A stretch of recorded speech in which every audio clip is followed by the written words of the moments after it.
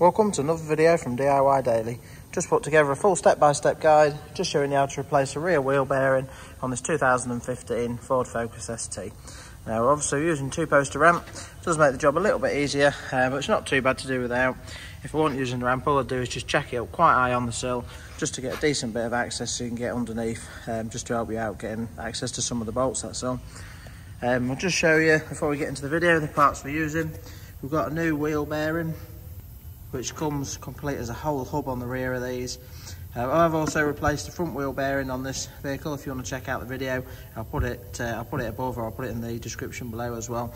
But this one's actually got an ABS fault, and the bearing's quite noisy on the back, so it actually wants a sensor and the bearing. But the sensor just goes into the back of the bearing there, and you can just see where it reads on the actual inside there as well. So if you want to check out any of the parts, just look at the description below. I'll put a link above, or you can check in the description below, and I'll put links to all the parts used, the bearing. There's a choice of ABS sensor on these. There's a choice depending on the colour of the sensor when you get it out. So we've got both sensors just in case. But also, if you check the description, I'll put links to all the tools that we use as well.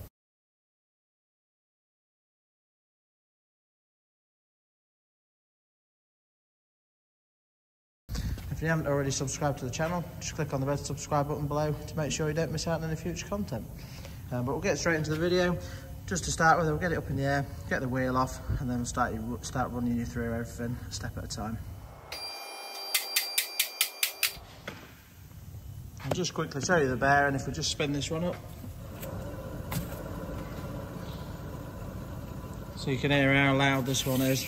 But yeah, it's got a fault with it. I mean, the fault could actually be the bearing itself, what it picks up on. The ABS sensors are really cheap, and while you're taking it off, it's always ideal to put one on at the same time. And just to get the wheel off, 19mm socket, and we've just got the locking wheel nut tool as well, so we'll just whip that wheel off now.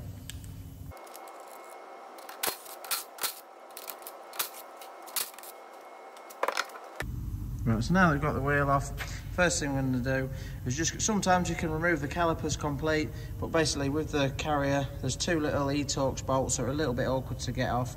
You can just see the bottom one, which is just there, but the top one is just sort of wedged in a little bit tight, next to the flexi hose fitting there. So it's always easier on these, I find, to take the actual caliper off. And to get the caliper off, you just need to use a little flat blade screwdriver. I'm just going to pick these two caps out the back of there, just one at the top, one at the bottom. In there we should have, I think it's an Allen key headed slider, so we're going to take them two sliders out, and we just need to pick this, the spring clip out as well.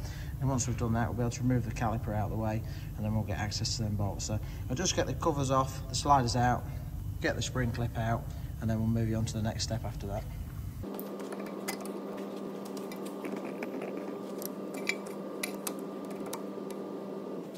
So you want a 7mm Allen key for the slider bolts.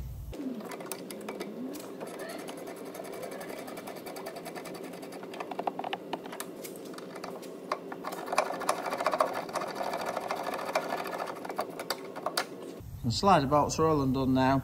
I did just use one of these ball-headed 7mm Allen keys. It does just help with the back one. It's just the anti-roll bar is a little bit in the way, so you can just come at a bit of an angle, and it gets a nice grip on it then.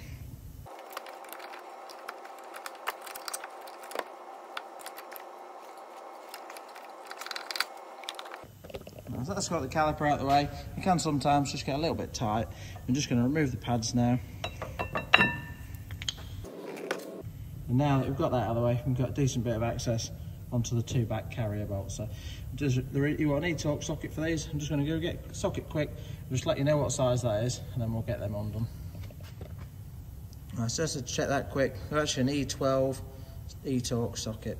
And you just want to make sure when you put these on, because they're easy to sort of damage the bolts, just give them a little bit of a tap on with an hammer, just to get them nice and snug on both of them before you crack them off.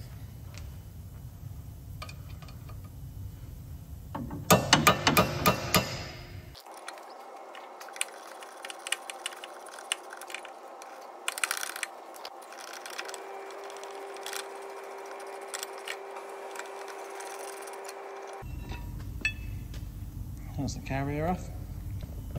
Now we've got out of the way, we can take the brake disc off. At this stage now, you can just see the 4 bolts that hold the hub on, you can just see the heads of the bolts coming through. So at this point now, it's always a good time to just give them a bit of a wire brush.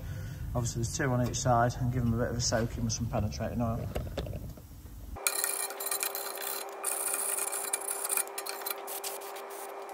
And just a quick note, just while you're here, the back plate on the rears of these is actually not bolted up separately. It gets sandwiched by the bearing and the back there. So when we do knock the bearing out, the back plate will just come off with it. So you just need to sort of just watch it a bit as you knock it off. It might drop down a bit, but obviously just catch that, and then you can just sandwich it back in between the new bearing when we're putting it back together.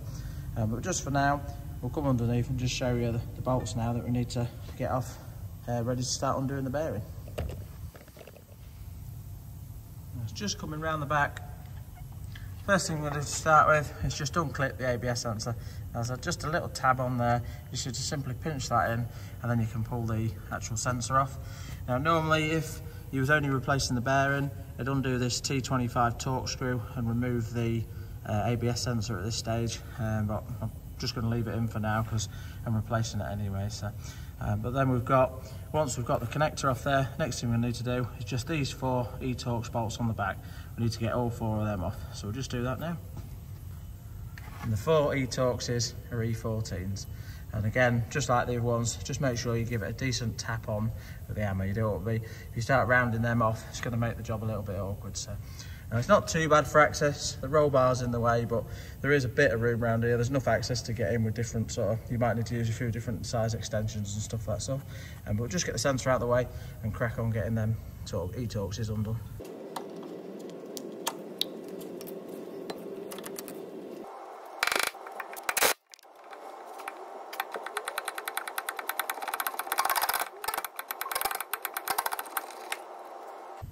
So these bolts have got Loctite on them, so they will be quite tight. I did just try with a little impactor I've got. It is fairly powerful, but it wouldn't touch them, so just need to crack it off with the long ratchet.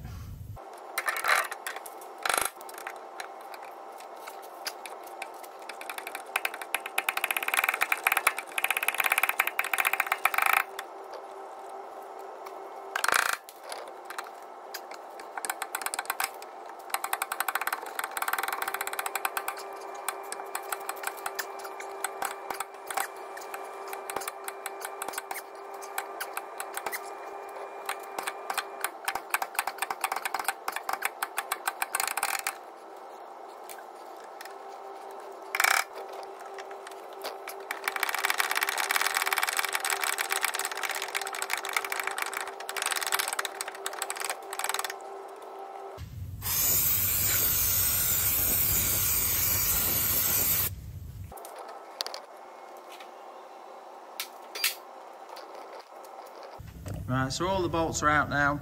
Well, they do have a tendency of getting a bit seized and being a bit tight. So next thing we're going to do is just give it a bit of a spray with some WD-40 around the edge here.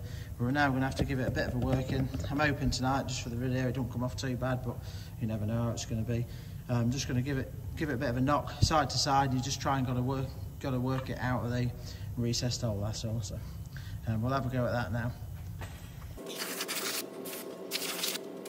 It's a little bit tricky, but you just got to be a bit careful not to catch the back plate too much. And obviously, your wheel studs, because they come with a new bearing, it's obviously not the end of the world if you do catch them.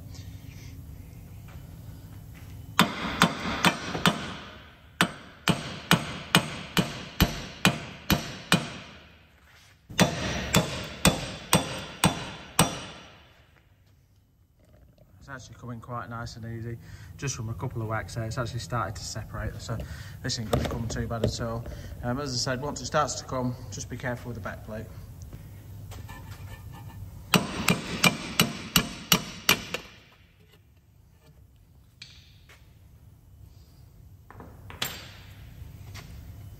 That's the bearing off with the back plate on. So we've just got to work this back plate off now, and then that's ready to be swapped over. But before we do that, next thing we're going to do, just use a bit of emery cloth, give all this surface a bit of a clean up, and just on the inside as well. Get that all nice and clean and ready to seat the new bearing in. It'll be a little bit tricky just to get the back plate off, but you want to try not bending it too much, just sort of try and crack it away from the bearing there, that's all.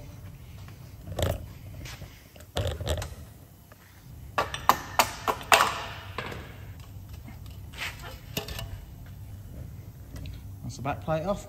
We'll just seat that aside just while we get everything cleaned up.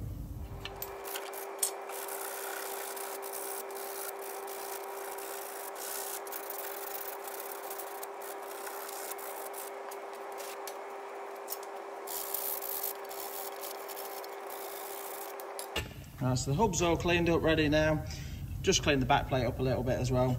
The next thing I'm going to do, just as I fit the wheel bearing, the bolts are Loctite, so I'm not going to put grease on the threads of the bolts, but we'll just put a little smearing of grease just around the outer edge here. It's just that's where the bearings tend to seize, so just put a bit on there, it just helps for the person next time. Just got to take the next one off. So we'll just start getting that ready, get the bearing into place, and then I'll run you through the torque setting for the bolts once we've got it in. Just before we do put it in, just said with the choice of the ABS sensor, depending on the colour of the sensor. So it's a black one, so we're going to use the black one on this one.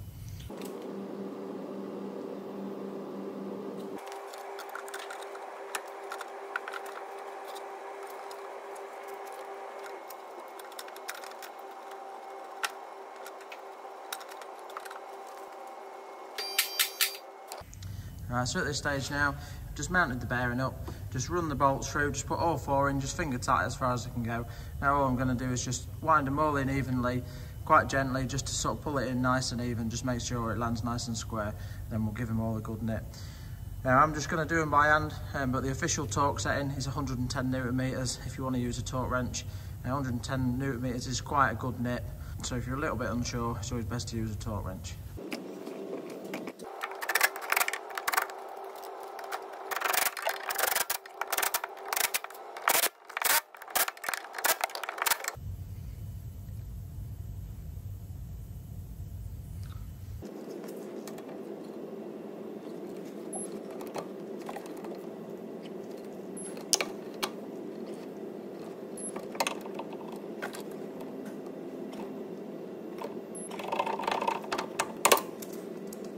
Now, because I want very good access in there and I had to use a 3/8 ratchet, I did actually decide to torque them up in the end using the digital torque wrench. The next thing I'm going to do now is just put the ABS sensor in, and just want a really light nip on the bolt. I don't want it to be too tight at all.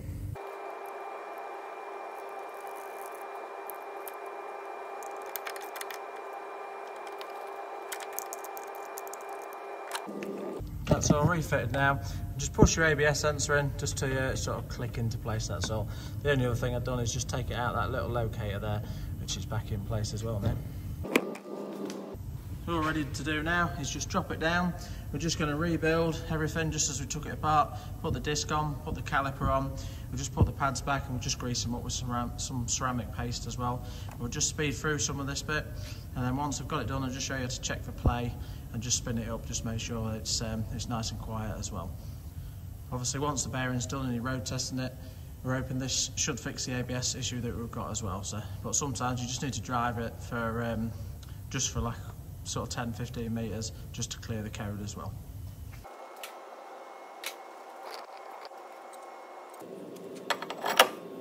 If you find a torque setting for the carrier bolts, I'll list that in the description. But these, they do want a bit of a nip, but they don't want to be silly tight. You've got to be just careful with the e-torques there, so it's quite easy to damage them. Just while we have got the carrier off, I've just given them a clean up with a wire brush, a bit of a coating of ceramic paste, ready for the pads as well.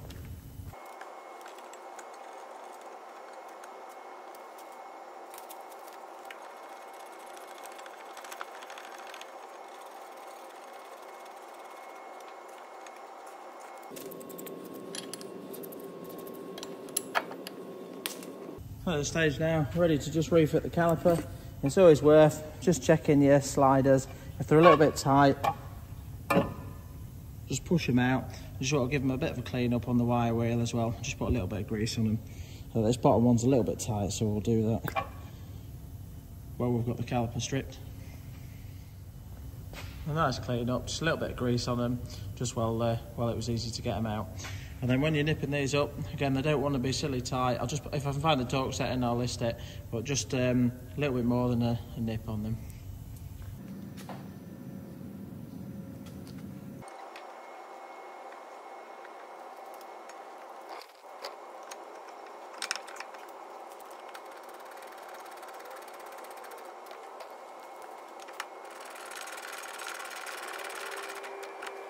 So now that they're nipped up, just refit the caps. Last of all, the spring clip.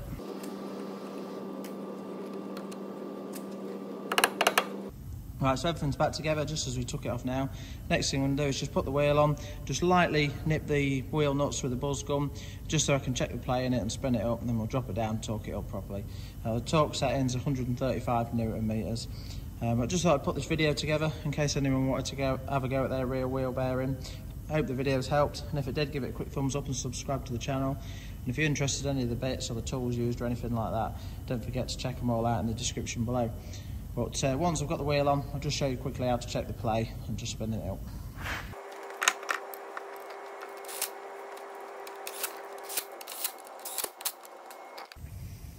Right, so now that it's on, just give the wheel a quick spin, and sometimes when you had the brakes out before you press them, you can just sometimes get a little bit of a brake rubbing noise, but just be careful to make sure that it's not the back plate that's catching the disc. We'll just give it a quick spin, make sure it sounds okay, and then just work it to check the play, just rock it from side to side, and top to bottom, and just make sure that you can't feel any free play in the wheel, that's all. So just going to do that quick, and then we'll just torque it up.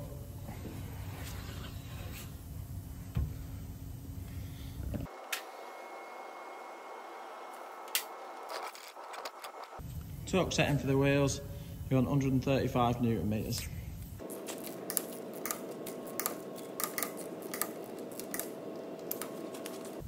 That's it, the rear wheel bearing's all changed now. All I'm going to do is just take it for a road test.